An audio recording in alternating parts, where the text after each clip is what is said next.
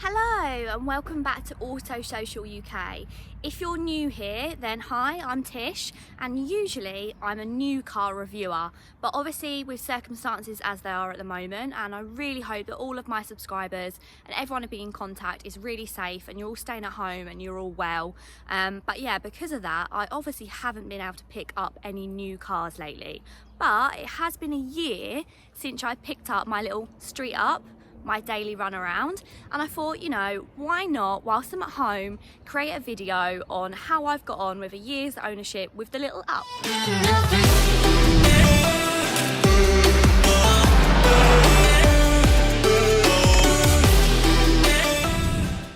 I'm hoping that this video is going to be great help to anybody who's probably considering a little Volkswagen Up as their first car, or perhaps their second car, or like me, they really want like a cheap little daily run around.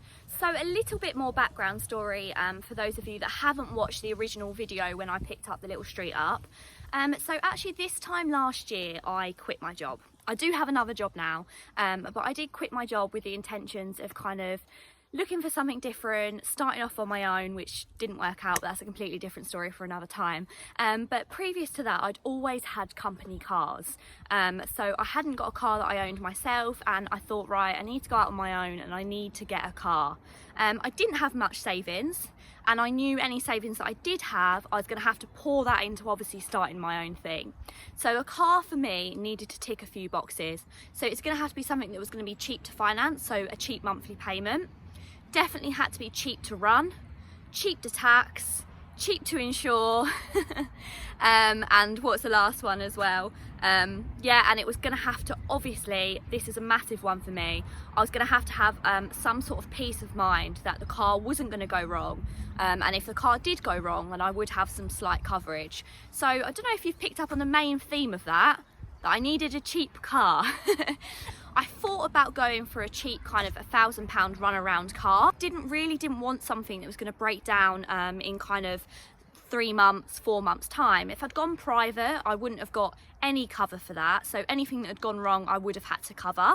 But if I'd gone for something from a dealership, they're usually only kind of 6-month warranties. So again, after that 6 months, I didn't know what position I was going to be in, and I really couldn't be worrying about what was going to go wrong with the car. Now, this car did actually come on the used car Volkswagen thing. So I think it's like October and April, they do a used car event. So for all of their second-hand cars, which obviously this would have been out of warranty when I bought it, you get double all of that. So I got 2 years warranty, 2 free services, 2 years breakdown cover, and 2 years MOT cover. So that was absolutely brilliant. But don't get me wrong, this car hasn't been without its problems, and I am going to go through those as well, because I think when you're thinking of picking a new car that's obviously going to be your daily run around, and you don't want it to cost you a lot of money, something's always going to happen. Unfortunately, that is always going to happen. Something's going to go wrong. There will be hiccups that obviously are going to end up costing you. And I think really you do have to have a little backup plan if something like that is to happen. But yeah, pretty much overall, I have absolutely loved this car. So there's a couple of little extras that I got on this car. So standard, it's pretty cool anyway. So it's got these really nice, it's a Street Up. So obviously that's why it's got funky little stripes, which I thought about taking off, but I quite like now. Obviously it's got these diamond cut alloy wheels, which are actually, I don't know if you can see from here, they are like a black and silver diamond turned, so they're really, really lovely. It's got rear tints on this car. They're all kind of standard things that would have come with a Street Up. And then a couple of nice things. So for the summer, I have got a lovely little pan roof, which has been really, really nice. And then for the winter, I had heated seats. So this car did actually come with a leather pack. So it's got a leather pack inside, and with the leather pack then you do actually get the heated seats as well, which honestly I don't think I could live without heated seats anymore. So general rundowns of in a year what this car's cost me. So I did get this car obviously on finance. It cost me £100 a month, and that was with 0 deposit. Obviously I did get a cracking deal because I used to work at Volkswagen, but I'm not gonna lie, there is always deals like that. And obviously I did pay for the leather. This has got parking sensors, and it's obviously got the pan roof as well. So all of those things are going to cost a little bit more. So if you wanted a standard street up, you could very, very, very easily get one within that £100 budget. So no deposit, and this car cost me £100 a month. So that's pretty much very economical. It does in the high 50s in terms of miles per gallon. But a diesel would have been cheaper, and I do wonder sometimes, but at the time I didn't know what journeys I'd be doing. I didn't even know if I'd need this car, so I didn't really want to go for a diesel because I didn't want to have it sitting on the drive. I didn't want to have any diesel particulate filter issues, so I thought it'd be best to go for a 1 litre. And yeah, in terms of fuel economy, it's really good, and yeah, it's a pretty good run around in terms of what it costs me day to day. Tax is 30 quid. What a result. When that comes around, the monthly, when you get the letter, can you update your tax? 30 quid, yep, not a problem. Actually, I think I might even got that wrong. I think it might be 20. It's either 20 or 30, but either way, it's like next to nothing. This car is obviously super cheap to insure. Pretty much it cost me, but I am 27, so that is going to make a difference, but it costs me about £30 a month to insure. I know obviously it's going to be a lot more if you're thinking about it being your first car. Definitely in terms of insurance, again, it is really cheap. Right, so let's talk about the negatives of that 75 brake horsepower engine. Brilliant, great little run around, cost me hardly anything. I don't really want to go fast. That's not necessarily what this car is for. This car is for whizzing me to and from meetings, to and from work, like coming in and seeing clients. But this car is, I would go as far as to say, gutless. I do struggle sometimes with this car. I think it's because sometimes you just need something to have a little bit more kick. There is many a times on my way home from work that I have been stuck behind people in this car and I've struggled. You have to kind of sit behind them because this car is not safely going to get round cars on the back roads. I have obviously had the Up GTI before, which was 110 brake, and then I have driven the 95 PS car as well. And I would opt for that. I would try and, if you are somebody who does not care about speed whatsoever, you're happy to sit behind people, then brilliant.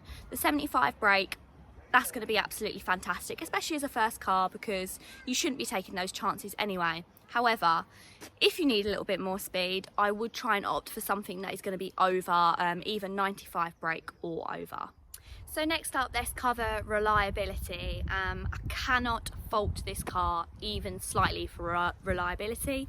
One of the reasons I picked Volkswagen, one of the reasons I'll always rave about Volkswagen. I know some people do obviously have their problems, but I've always had Volkswagens and they always have been super, super reliable. So this car hasn't had any mechanical problems in the year that I've owned it, not one.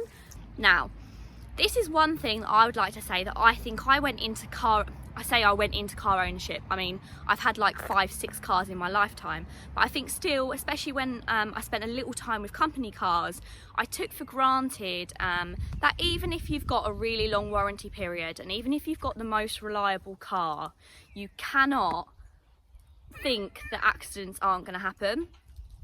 So nothing bad has happened, but let's just say that with this car, because it's my daily run around, I don't treat it the best. I mean, since lockdown it's had a lovely wash, but that is one of the first washes that it's had since I owned it. I have neglected it slightly, and I did also hit this car rather hard into a curb, which you'd think, well, that's not too much trouble, you're gonna obviously dent a couple of alloys and you get it sorted. No, I managed to hit a curb so hard that I bent both wheels on this side out of place.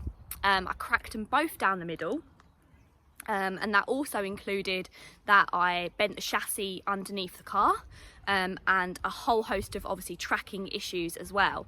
So me hitting a curb, if I hadn't have gone through work to obviously get that sorted, because I do work at a car dealership, that would have cost me about £1,500. Now, one of the reasons why this would have cost so much is because of these wheels. Lovely, nice street up, it's got lovely limited edition wheels. Not when you crack two and you obviously have to replace them, because then it becomes very expensive. Each one of these wheels on their own without VAT is about £300. And we're talking about the actual wheel as well. So then you've got to have the tyres put on top and obviously all of the tracking as well. Now, one ways that I obviously did save a little bit of money, and I'll just flip the camera around. So I had to get two brand new alloy wheels, and as you can see, lovely, this one's in really nice condition. This was one that I actually had to have ordered directly from Volkswagen, so that one did cost me nearly like £300 without that. And then obviously this is my lovely alloy wheel that I got from eBay. So I saved myself a little bit of money. I think this wheel cost me about £115, but as you can see, it does need a total refurb. So this isn't something that I've obviously got the money for at the moment. I will get it done when we come back out of lockdown, but yeah, that is something that I had to get done to save me a little bit of money. Okay, so quickly coming through to the interior of the car, and there's not an enormous amount to say here. I found it really comfortable. These leather seats have been absolutely brilliant, especially when I gave it its first wash the other day. They're so good because you literally just can get some antibacterial wipes or some obviously soap and water and just wash them down. Like, I have a feeling that this car has converted me to leather. It's not always been something I thought that is up there with things that I would want, but I've definitely really enjoyed obviously being able to clean this car pretty easily. One thing I do have, which is a bit of advice for if you're looking for a second-hand car, probably if you're not looking at getting from a dealership, if you're looking at getting it obviously from a private seller, little bit of advice to people. If the car is missing at the point of sale and you say to yourself, oh, that's okay, because I'll get that in a couple of months' time when I have a bit more money, you will never get that thing that is missing. You just won't, because you'll learn to live without it, and then you'll think, oh, I'm not going to spend that money on that thing. So if the car is missing anything at the point of you buying it, obviously if it's from a dealership, it shouldn't be missing anyway, so you can get it sorted through them.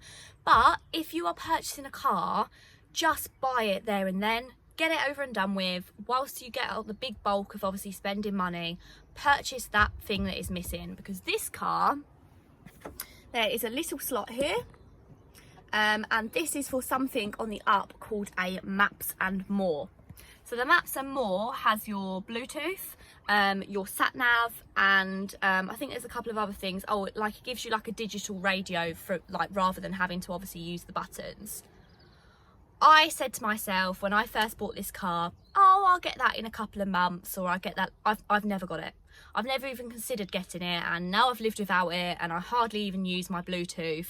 But it is something that I just wish I'd bought via Volkswagen. But if you are somebody that is not particularly kind of one to play around with their cars, to buy new things for their cars, just buy it at the start, because otherwise you'll never end up buying it. So that pretty much concludes my little roundup of my 1 year ownership on the up. Pretty much most of it has been happy memories, with a little bit of a hiccup in the middle, which obviously cost my pocket quite a lot of money. So please always take those things happening into consideration. Or yes, probably people are just going to comment, you could actually just watch out for curbs. Might be the easier thing to do. But overall, in terms of running costs, this car's been fantastic. Obviously, if I was doing longer journeys, I might have wanted a diesel, but pretty much this car does exactly what it says on the tin. It is a cheap runaround, which has cost me kind of a steady monthly figure that hasn't gone up and hasn't gone down apart from my little accident. So overall, I would definitely recommend a Volkswagen Up as a reliable little runaround. It's definitely something you should consider if you are looking at a car like that. I really hope you've enjoyed this video. Like I said, I really hope everyone is staying safe and sane in lockdown. I've been keeping keeping myself super busy, so I've done a couple of online courses and I've been trying to work out how on earth you use WordPress, which is doing my head in. But yeah, if you could all get involved below, let me know what you're doing to keep yourselves busy in lockdown. I can imagine a lot of my followers are working on their cars, giving them a good wash. But yeah, get involved, drop me a comment below, let me know kind of what you've been doing during lockdown. And one more thing I guess I would hint on this is there a new car on the horizon? Thanks to lockdown, probably not for a little while now, which is a bit annoying. I have set my heart on a new car. I am kind of manifesting it at the moment. I'm trying to work out how I'm going to pay for it, but I guess the short-term plan is I'd like to earn enough money off of YouTube in my spare time to top up that obviously monthly payment that I'm already paying at the moment. And I would absolutely love to get myself a Volkswagen T-Roc convertible. Bit controversial. Some people love them, some people hate them, but honestly I feel like that car was made for me. I loved my T-Roc so much, and obviously I look like a convertible driver already, so I've ticked that box. But yeah, so maybe if you keep watching, stay subscribed to my channel, and then in the near future hopefully I'll be doing a year's ownership on my Volkswagen T-Roc convertible. Who knows? But yes, please stick around. If you're not already subscribed to my channel, then you can do that here. So click the little box and give me a subscribe. If you wanted to watch another one of my videos, what I'll do is I'll pop the video from when I purchased this car. I guess the main thing you'll be able to see is that was like the second video I did, so I'm probably going to be really unconfident, probably don't know what I'm going on about, but if you wanted to watch that video, then I will pop a link to that video here. But thank you so much for watching, and please all stay safe, and yeah, I'll see you again soon. Bye.